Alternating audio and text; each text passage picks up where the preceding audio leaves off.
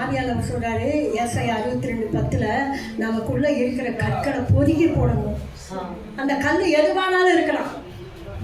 ஒருத்தரை ஏதாவது ஒன்று தப்பாக சொல்கிறோம், ஒன்று தப்பாக நினைக்கிறோம், தேவையில்லாமல் பேசிக்கிட்டு இருக்கிறோம், தேவையில்லாமல் நம்ம ஜோக் அடிக்கிறோம், ஏதோ ஒரு கோபப்படுறோம், இருதயத்தில் நினைக்கிறோம், ஏதாவது ஒரு காரியங்கள் ஆவியானவர் சொல்ற ஏதாவது ஒரு காரியம் நம்ம மனுஷன் தானே, எனக்குள்ளே இருக்கும் உங்களுக்குள்ளேயும்.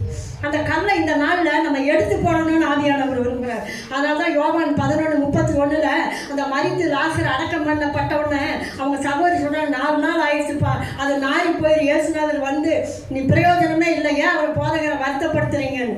ஆனால் இயேசுநாதர் லாசர் மேலே வச்ச அன்பை நிமித்த போறாரு. அதுக்கு காரணம் என்ன? மரியாள் 24 மணி நேரம் அவர் பாதத்தை பிடிக்கிறாரு.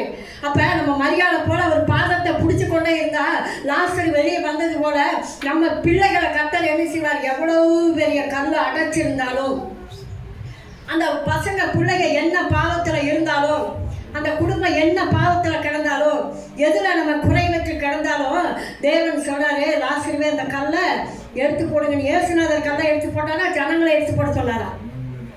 ஜனங்களை தான் எடுத்து போட சொன்னார். அவர்களை நோக்கி இந்த கல்லை எடுத்து போடுங்க. அப்போ நமக்குள்ள இருக்கிற கல்லை நம்ம எடுத்து குறைகளை வெளியே எடுத்து போடணும்னா இன்னைக்கு நம்ம முழுசா அவற்றை நம்ம கொடுக்கணும். நம்ம கொஞ்சம் அர்ப்பணிக்கணும், நம்ம கொஞ்சம் ஃப்ரீ பண்ணணும். எல்லாருக்கும் வேலை தான், கஷ்டம் தான். காலையில் 8 மணிக்கு எழுந்திரிச்சா சாயங்காலம் அப்புறம் வீட்டுக்கு வந்து அந்த வேலை இந்த வேலை மிஷின் மாதிரி நம்ம ஓடிட்டு தான் இருக்கிறோம். ஆனாலும் ஆண்டவர் என்ன சொல்றாரு? உனக்குள்ள இருக்கிற கல்லை நீ எடுத்து போடணும். நீ போட்டு உன்னை நான் வெளியே கொண்டு வந்துடுவேன். நீ செத்தவனை போல உள்ள இருக்கிற ஆட்கள் கிடையாது.